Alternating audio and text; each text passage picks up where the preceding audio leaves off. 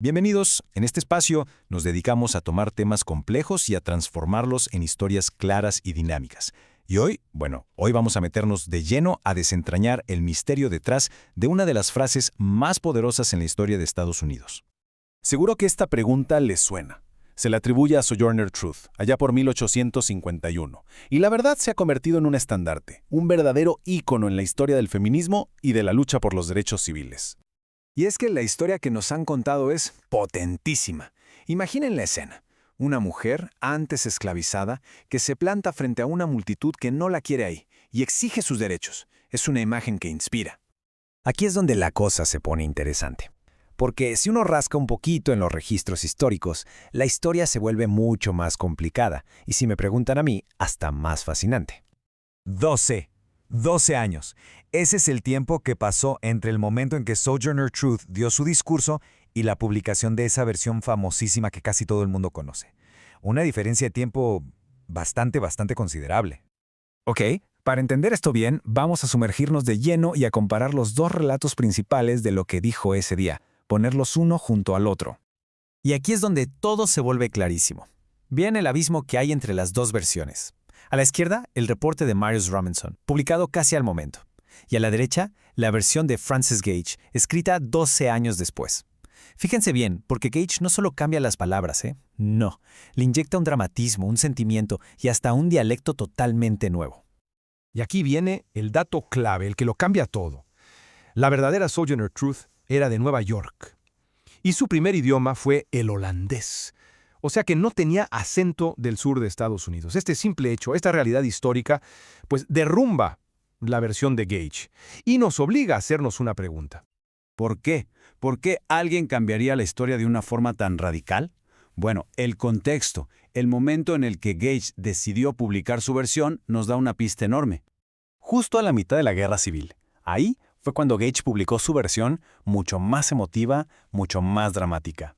La verdad no parece para nada una coincidencia. Todo apunta a que fue una decisión muy estratégica. Y es que la versión de Gage era perfecta para el momento. Con ese dialecto sureño y esa carga emocional tan fuerte, se convirtió en una herramienta de propaganda abolicionista increíblemente efectiva. Básicamente, creó un símbolo, una figura que representaba todo el sufrimiento del sur esclavista para así sumar apoyo a la causa de la Unión. Entonces, a ver, aunque las palabras exactas del discurso estén en debate, la idea central de Sojourner Truth, esa lucha contra la doble opresión de ser negra y ser mujer, esa idea no salió de la nada. Era parte de una tradición de lucha mucho más antigua. Mujeres como Maria W. Stewart y Harriet Tubman ya estaban dando estas mismas batallas mucho antes de que tuviéramos las palabras exactas para describirlas. Ellas, con su lucha, pusieron los cimientos para un movimiento político e intelectual completamente nuevo y distinto. Y justo sobre esos cimientos que ellas construyeron, las generaciones que vinieron después empezaron a construir teorías, a ponerle nombre y apellido a esa lucha tan particular. Tuvieron que pasar muchas décadas, No fue sino hasta los años 70 que el colectivo del Río Combahee finalmente le dio un nombre formal a esa lucha que Sojourner Truth ya vivía en carne propia. La batalla contra los sistemas de opresión que se entrelazan. Luego, pensadoras como Audre Lorde llevaron esta idea todavía más lejos. Desafiaron a los movimientos feministas a entender que las diferencias de raza, de clase, de edad, no son obstáculos. Al contrario, son fuentes de fortaleza, de un entendimiento mucho más rico y profundo. Y escritoras como Bell Hooks, ellas afilaron todavía más la crítica.